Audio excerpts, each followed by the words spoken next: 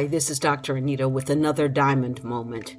We know that diamonds are produced through time, heat, and pressure. The way that we process the raw diamond determines how valuable it's going to be and what we're able to use it for.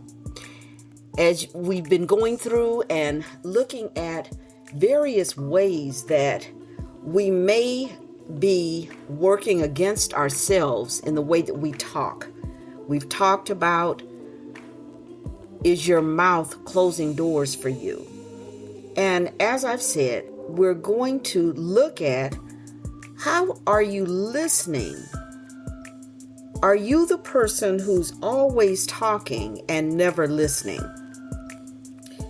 When if we have children, if we're parents and have children, it's happened to me. It may have happened to you that I'd ask my son, did you hear me? I said something, and while he was in the room with me and he was facing me, I asked him a question and he didn't answer me. So my response is, did you hear me? Did you hear what I just said? And sometimes I had to do that more than one time. Did you hear me? Did you hear me? And then eventually say, yes, Mom, I heard you. Well, you know what? I found out my son, and as I've shared with you before, is a musician. He's a singer. And in his formative years, what I did not know about that particular gift and anointing is that the characteristics show up very, very early in the way that they listen, the way that they hear the world around them. I have friends that are singers, and one of them told me when I expressed this to her, because I was very upset. I thought maybe he was having a hearing problem. Maybe I needed to take him to the doctor and have a hearing test. I'm talking, he's not answering me, he's not responding to me. I can tell he's looking at me, but he's not appropriately responding to what I'm saying. And she said, there's nothing wrong with his ears. He's not listening to your words. He's listening to your voice. The way that singers learn to emulate the vocalization of others is the way that they listen. All the way through school, he would, as I've always said, I'm a music lover, and he'd listen to the music, and he heard words in songs that I never knew was there because I listened to the beat. I like to dance. I like to move. He's listening to the lyrics. I'm listening to the rhythm. We were listening to two different things. And in that, it develops some of the subtleties in the way that people listen, having to learn to listen. If you are a fan of rap music, and on the other side of that coin, if you're not a fan of rap music, usually it's because they say, well, I can't understand what they're saying. I don't understand what they're saying.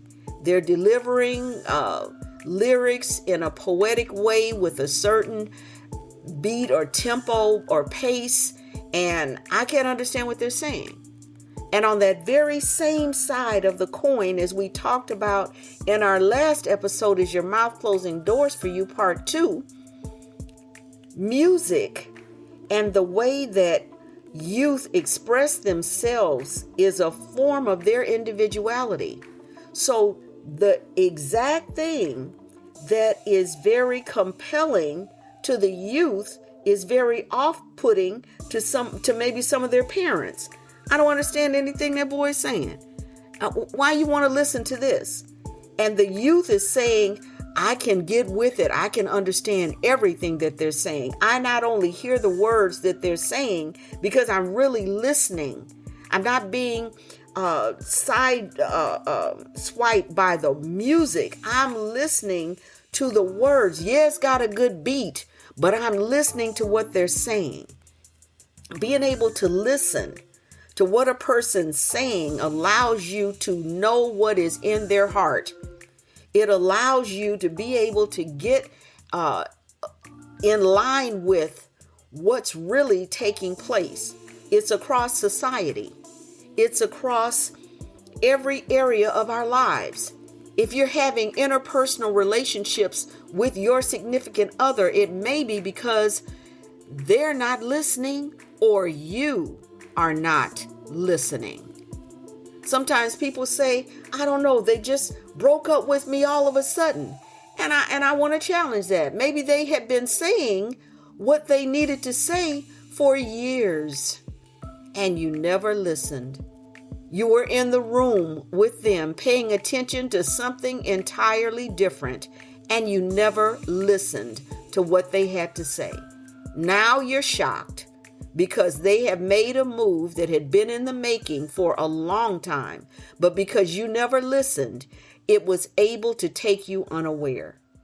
Are you always talking and never listening? Are you talking so much until the other person is expressing their ideas and you're simply waiting for a pause in that conversation so that you can interject your views again? In a math class, when they're talking about the absolute of 1 plus 1 equals 2, 2 plus 2 equals 4, even if a child doesn't understand or wants to ask why, sometimes they go through that stage of, well, why does 1 and 1 equal 2? And you can hear that question, but your answer is going to remain the same because it does, because that is the answer. And sometimes we are so set in because it is, because it does, because this is my answer and nothing will sway me. We're not listening to what's being asked. Sometimes there's difficulties in parental relationships with their children because their answer is already settled. The answer is no. It doesn't matter what you say. It doesn't matter how you say it. It doesn't matter. Anything that matters to you does not matter in this situation because the answer is no. You can just stop talking. The answer is no. And sometimes when we take those particular hard stances in communication, we again close doors that could remain open or that could give us a better understanding of the person that we are interacting with. Because what is coming out of their mouths is abundantly in their heart. But if you've closed yourself off to communication, you're missing the opportunity not only to know what's taking place right now, but to know what they're thinking for in the future.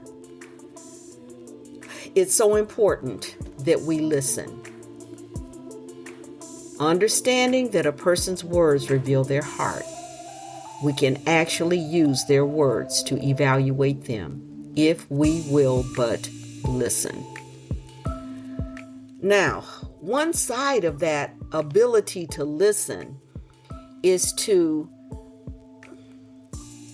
remember what has been said in the past. To remember, well, that's not what you told me before. We're getting ready to do this, or we're getting ready to go to this place, and we're going to buy shoes. And then the next time I turn around, you're getting ready to go to this place because you're getting pizza. So which one is it? Is it shoes or is it pizza?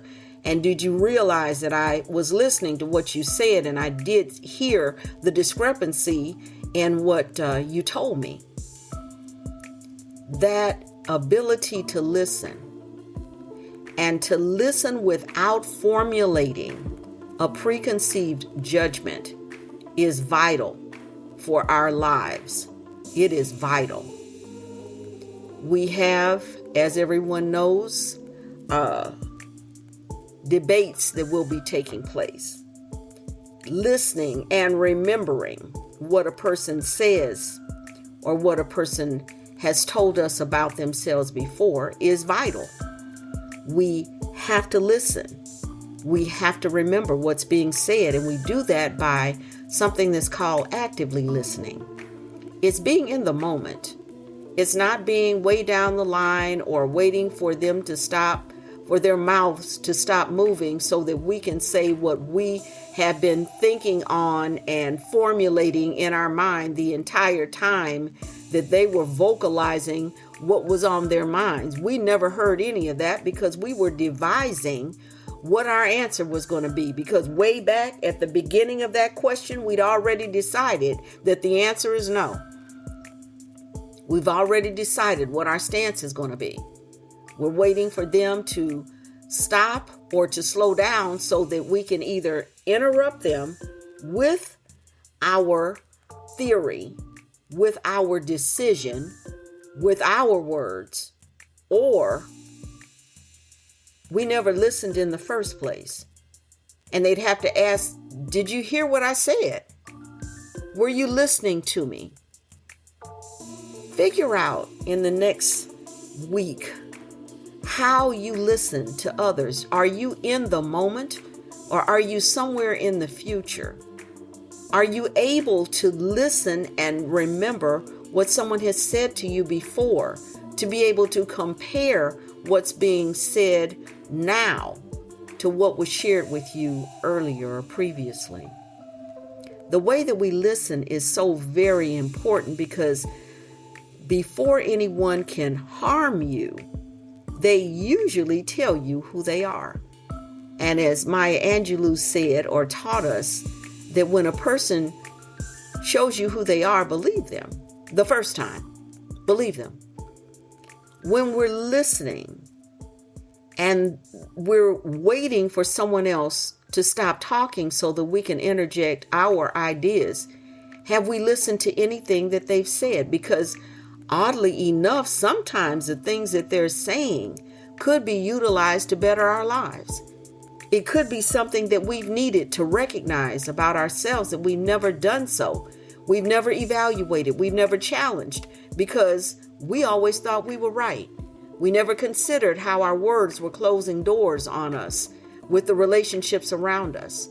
We never considered that maybe someone else had a point, that maybe someone else was seeking to help us grow and develop by challenging our limiting ideas and beliefs.